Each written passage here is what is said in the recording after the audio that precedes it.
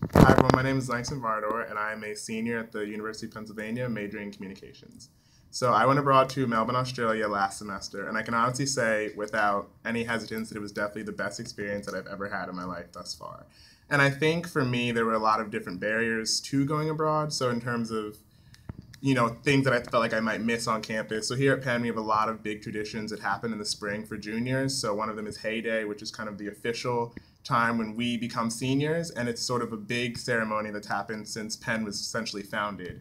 And I mean, I think there's a lot of things like that that you feel like you might miss, but I feel like when people were having Hay Day, I was in Cairns, scuba diving on the Great Barrier Reef. So I think it's sort of a trade-off that you kind of have to realize that, like, yes, you might miss things on your own campus, and you might miss moments with your friends, but you'll make friends while you're abroad, and you'll have crazy experiences that you could never have on your own campus or even in the United States.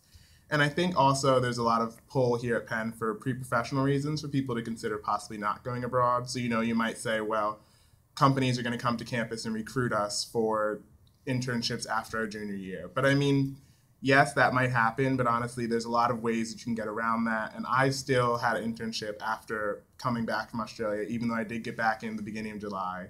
It just takes a little bit of work. You kind of have to like email people and work a little bit harder to reach out to people, but it's definitely possible. So I don't think you should let that kind of get in the way of your studying abroad, because I feel like studying abroad is something that people really do for themselves. And I think a lot of times when you're in college, you kind of get caught up in doing so many things for other people and doing things because you feel like it's necessary for your family, you feel like it's necessary for your friends or a student group you're part of, or a, a higher aspiration you might have after graduation. But I think when you kind of strip away all those things, because honestly they are fairly superficial, you kind of need to get down to the fact that you're in college to better yourself, and studying abroad is one of the best ways that you can kind of enrich yourself and enrich your life and enrich your breadth of experiences that you have to kind of bring to the table. So yes, you may not have had a you know president position in a given student group, but you did this other thing and you met these other people and you learned how to interact with people of all different cultures and races and backgrounds to kind of really. So I think those are sort of the less tangible things that you can really get from study abroad that can truly enhance your